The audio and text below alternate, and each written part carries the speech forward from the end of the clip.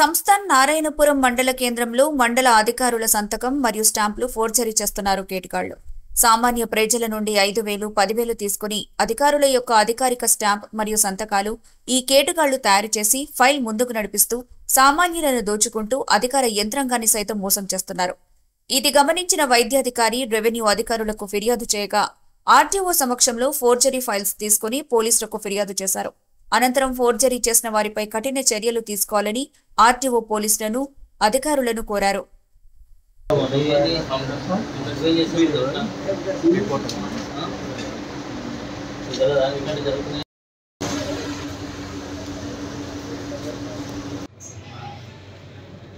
నిన్న నమస్తే తెలంగాణలో సంస్థానాలకు మండలానికి సంబంధించి ఫేక్ సర్టిఫికేట్స్, బర్త్ సర్టిఫికేట్లు, డెత్ సర్టిఫికేట్లు, దాంతోపాటు మిగతా సర్టిఫికేట్లు ఫ్యాబ్రికేషన్ జరిగి డూప్లికేట్ అవుతుంది అనేది నమస్తే తెలంగాణలో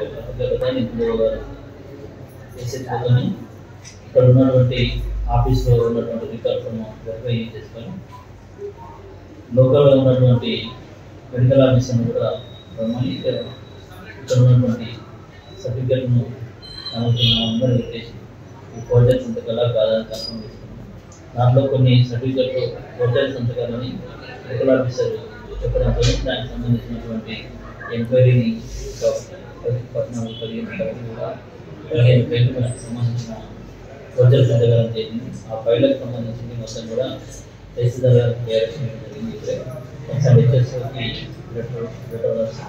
ఎవరైతే బాధ్యత మీద దానికి సంబంధించిన ఫోర్జరీ సంతకాలు బాధ్యులపైన క్రిమినల్ యాక్షన్ ప్రపోజ్ చేయడానికి హెచ్ఎస్ఓకి లెటర్ ప్రపోజ్ చేయడం. దాని ఆధారంగా పోలీస్ డిపార్ట్మెంట్ ఎంక్వైరీ చేస్తారు. ఆ ఎంక్వైరీలో